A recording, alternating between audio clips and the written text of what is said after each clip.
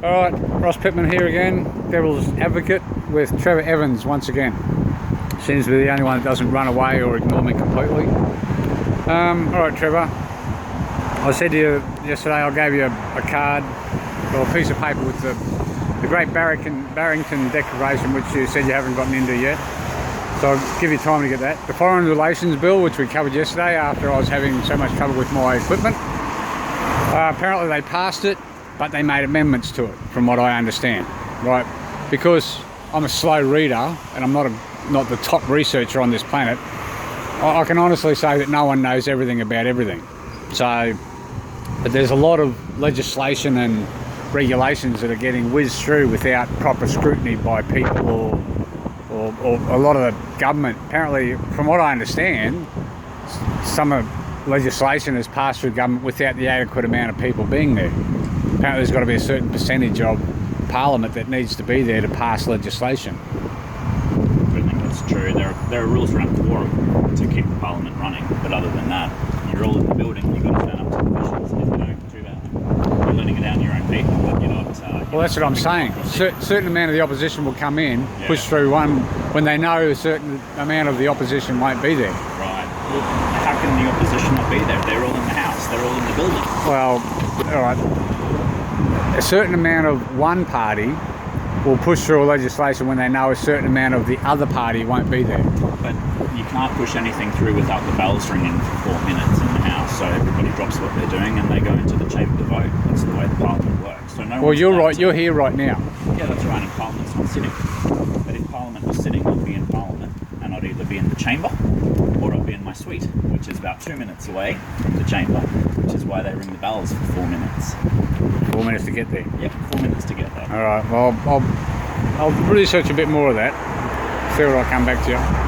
Alright, now this thing about, like I said, with the Great Barrington Declaration and the censorship that YouTube and Facebook and so on seem to have, and I've looked at it, and I can honestly say that when I see the mainstream media reporting on a issue, and then I go to the opposite side of the spectrum in news reports, and I see what they're reporting, there's a vast difference, right? So it's like chalk and cheese, you know, like the mainstream media is very selective about what they say, and then they leave certain points out. So I'll come back to the fact that the 48 American states are suing the big tech for the censorship. Right now, it's either censorship directly or censorship by omission. It's like telling people a truthful story, but you leave parts out. So that's a lie by omission. Now, to me, that's not journalism. So that's misrepresentation. That's almost, when it comes to certain issues, that could be a treasonous charge. I think if any of us could tell the media what to do, we'd be much happier.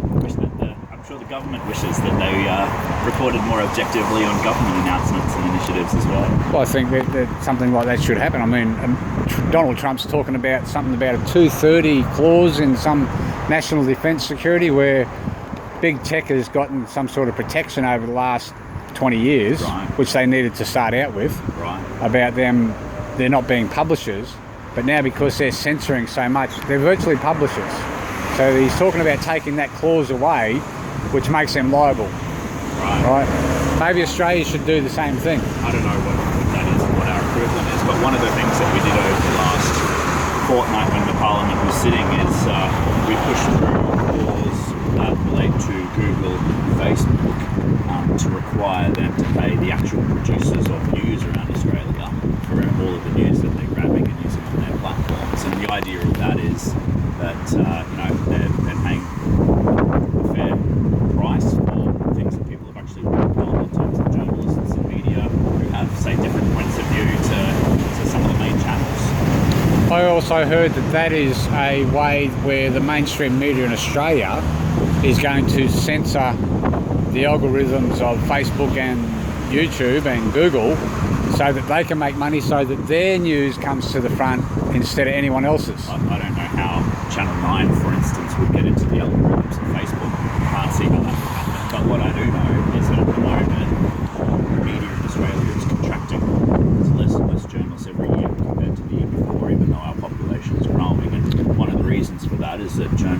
regardless of their point of view and whether they're working for independent or mainstream media or anywhere in between. They're not getting paid for lots of the eyeballs that look at their work. And so this is about making sure that one of the big places where eyeballs look at their work actually leads to that fair remuneration. Well, probably because maybe some of the journalists are being very bigoted and biased towards their reporting. They're not being, shall we say... Well, they're being read. So I'm not talking about one class of journalists or ones that agree with my worldview or ones that disagree. I'm talking about all of them. And the point is, the vast bulk of people whose eyeballs are on their work, there's absolutely no value going through the chain there, because the likes of Facebook and Google are able to just utilise it for free and use it to boost their own business. Well, Google owns YouTube. Sure. Right now, well, YouTube pays per view type of thing. Like if you've got 1,000 subscribers, and as much as I do this for money, if I get 1,000 subscribers on this channel, I'm going to buy pamphlets and I'm going to write up things and do letter drops, and I don't actually want the money, but I could utilise it for my, shall we say, addressing the issues and people that I think aren't fair or aren't doing their job properly or whatever. So YouTube also censors a lot of people. Like they just, yesterday, 2 days ago, they said anyone who mentions the fact that there was fraud in the election, or Donald Trump is still the president and Joe Biden's not the president, they were going to axe that channel. That's, now, whether or not it's true, whether or not you agree with it, that should still be allowed to be viewed, or people should be allowed to have their say, because the election is actually still going through the courts, right?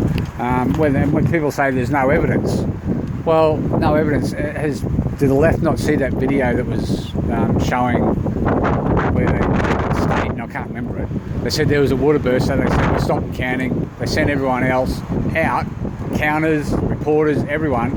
There were 5 people left behind, and then all of a sudden they started pulling out boxes from underneath a desk, which had been covered by a cloth. So they started pulling these boxes out, and they started taking these boxes over to the tally machines and started counting them without scrutineers there. Right, so, and people say there's no proof. All right, I'm going to pause this for a minute because I think is this someone... Ask one more question and then we can be done for today. All right, the cashless welfare debit card, indu. Apparently the person who... the government gives someone who makes this card quite a few $1,000s to issue it, and to me that cash should not be out of the equation. If someone's on welfare, like myself, like I'm on disability support pension, and like I'm not into drugs, I don't drink a lot of alcohol because I drive a heavy vehicle on my bus. Now, if you turn around and restrict me from being able to use my cash to go up to someone and barter for a bargain, that's going to fuck me off. So why is the government bringing that in? The government's brought it in for communities to ask for, broadly speaking. So lots of the places where it exists, like the Northern Goldfields and like some of the places with significant remote and indigenous communities, they've done it with a strong call of support from the local community. So a community like ours, for instance, you might seen those sorts of strong calls for it. And so the government's not looking at it. So what happens if I move out to that community? Well, community leaders out there are asking for you know that it exists there. I still think that's striking as personal individual freedom. Sure, and the other side of that nature is that taxpayers' money means that taxpayers get to have a reasonable say in the way that it's spent, and most taxpayers will have to be unreasonable when their tax dollars are being spent on gambling and drugs. So, okay, well that's in a way that's fair. I sort of see that point of view. it's a balance. But again, it comes back down to individual freedom. Isn't a government supposed to allow us to be individually free? So This is not China, is it? Yeah. another area, Ross, where lots of different principles come to conflict and you've got to balance them. The question for you, I guess, is would you always give freedom priority over empowerment? Would you always give freedom priority over individual responsibility? again, this is where I'd like to see it all discussed openly. Well, there's been lots of debate about it again. in the media, in the parliament, everywhere. So there's a lot of discussion there to sink your teeth into. Yes, but when I see people, because of disagreeing with something I say, they call me a racist or a bigot or a homophobe, and I ask for the proof Here we are that talking. they've got. Democracy works. Well, you're obviously not on the left, are you? True, that's very true. So, all right, we'll leave it at that. I'll catch up to you again later. Thanks, Ross. Thanks for your time.